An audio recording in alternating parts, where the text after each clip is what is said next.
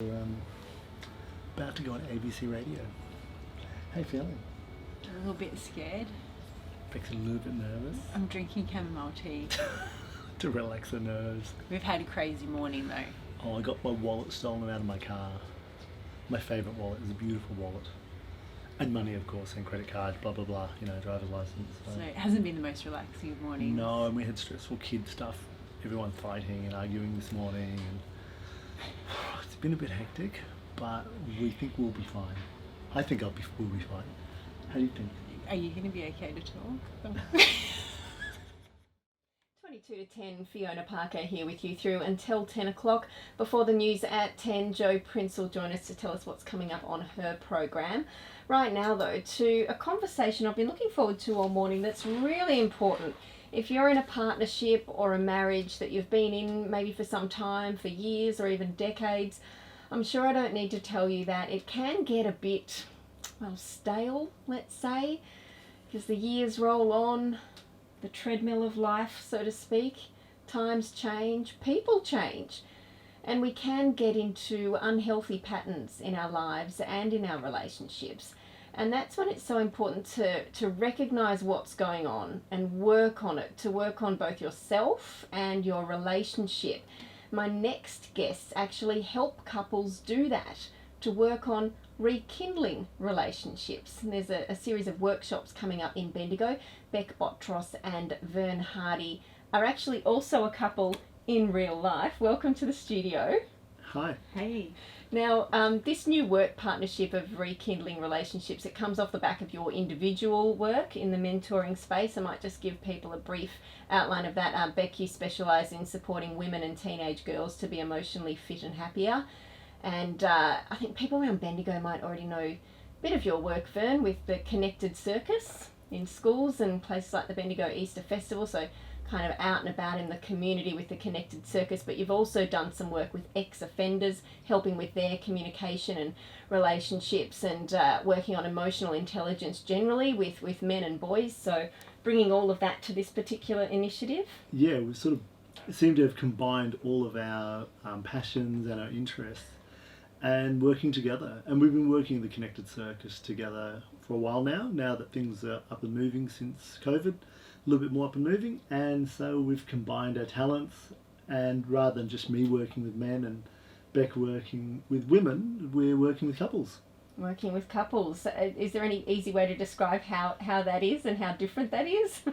It's fun, and I think what motivated us to work with couples was we found in our individual mentoring that a lot of people's issues hinged on their relationship. Yeah, it's like the main thing that actually gets in the way. Even if things are bad at work and your relationship's fine, then you can get through. You can pretty much weather any storm, can't you? Yeah. But, yeah, things can be going great in your life, but if your relationship's not going well, then people just aren't coping.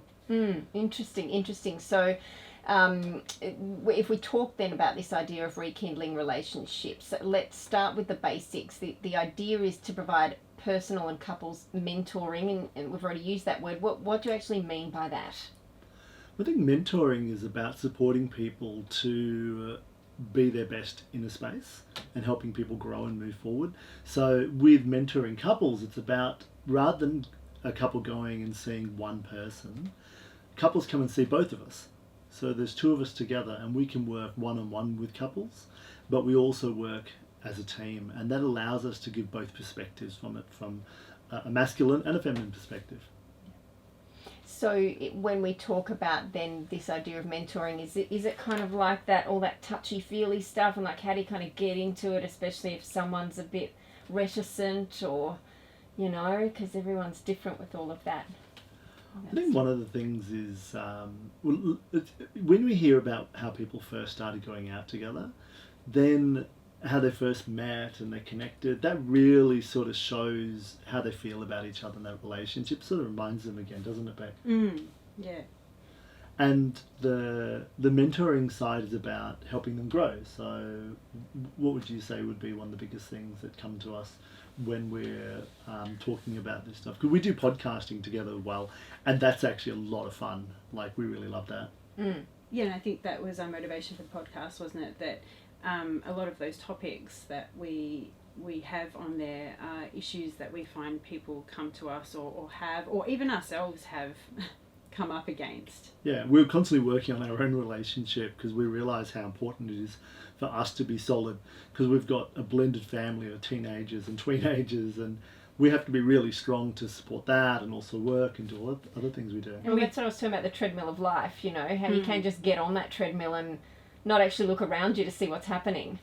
Yeah, that's right. And we've both been through breakups and the impact that has on kids too. So, you know, in an event to not go through that again ourselves and work on our own relationship and help people strengthen their relationship and not have an impact on their kids, and to set a great example, that was got us kind of into wanting to help people rekindle their relationship. You said something interesting in one of your podcasts, Bec, that none of us are perfect, none of us have gotten it together 100% in our lives or relationships, but as long as you're working on it, that's the main thing. That's the main thing, isn't it? Yeah, can you expand a bit sort of on that and why that's important, and why that's important to recognise even the need to focus on it? Yeah, because like you said, I think things can get really stale and stagnant, and it is something you need to keep working on all the time. You need to put effort in, you need to take time out to rekindle that relationship and keep it alive, like you would if you were dating. You know, you put a lot of effort in at the start, but then sometimes life gets the better of us, or, we get distracted and we get busy, or we just stop putting that effort into our relationship. So having families means that we're doing all of that. Like, we spend more of our time just focusing on everything going on around us rather than each other. And we've made a priority is our relationship, so we go on dates together. And that could be something as simple as going down a Crusoe reservoir and just having a picnic and sitting on the side of the res and just being able to talk about what we want in our own lives, and not just about the kids and not just about the work. So what else do you talk about? What else is there? Yeah. I think it's things like, our dreams and aspirations and what do we want, and learning more about each other. Like, it's asking questions and taking an interest in the other person's interests and finding out more about them. It's like going deeper. Even I'm still always learning things about Bec when I'm asking her questions. And I think that's really important, because it means that we understand each other, not just on the surface level. We understand each other deeper. And then through understanding each other deeper, we can actually reconnect on lots of different levels. Isn't that great? So you've got some workshops coming up where you're focusing on love languages. What's love language? So, do you want to talk about love languages? So everyone has a different love language, basically, and there is 5 love languages. Yeah, by this guy called Gary Chapman. He wrote a book about it. Really interesting book, and it's something that we've looked at and we've researched and we've actually used on ourselves and looked at our children as well, what their love languages are in relation to us. And naturally, we will show our love language that we display, but we want to know what our partner's love language is, so that we can love them properly, I guess. And speak to them. So, for example, some people's love language is words of affirmation, which means they want to hear someone affirming them all the time, and that's their main love language. So you can do all the other things, but if you're not doing that, then you're not filling them up. Jill from Golden Square called in earlier, saying just that you have to tell the other person how much they mean to you, that they've been married, her and David have been married 52 years. Wow. And she talked about, sharing your interests, like bushwalking, for example, and working on your relationship and understanding how important that is, as we've spoken about, but also this idea of telling the other person how much they mean to you. And I think that's kind of what you're saying, Vern, is that some people really want to hear that. That's their love language. That's their prime love language.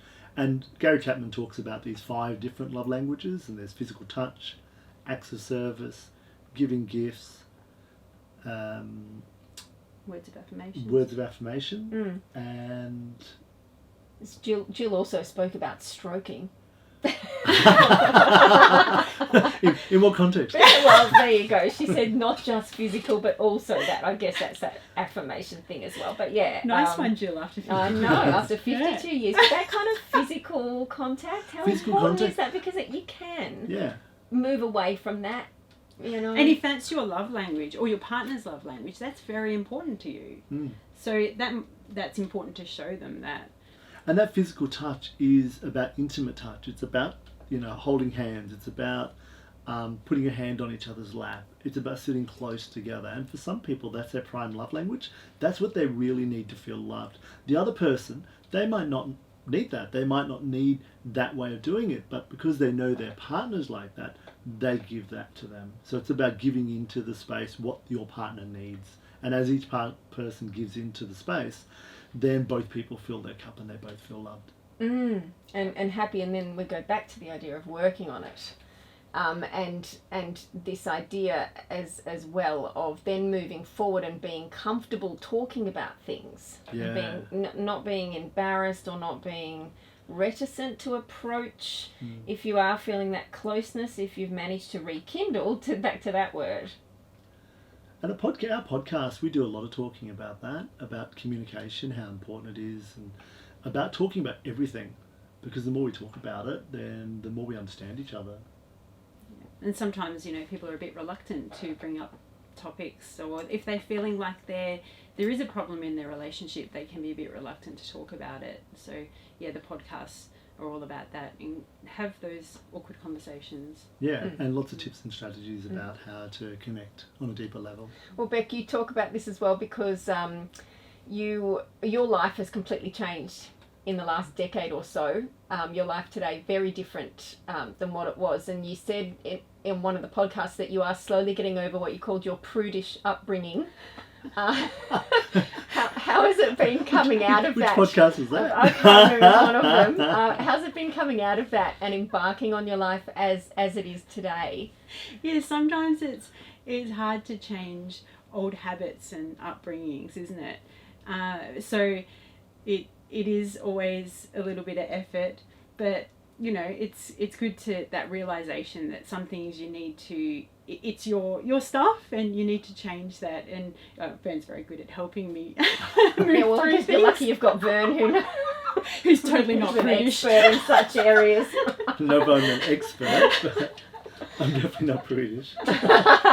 Well, I think you've got to be yourself in life. You can't hold back. When you hold back yourself and who you are and how you are in the world, then you don't get to fully live it. So I'm all about, live life. Really get into it. And that's part of our podcast and our workshops as well, like doing the love languages workshops, and we're running them up at all these different places like the Hub, Emporium Hub, and the Killy Cranky Winery.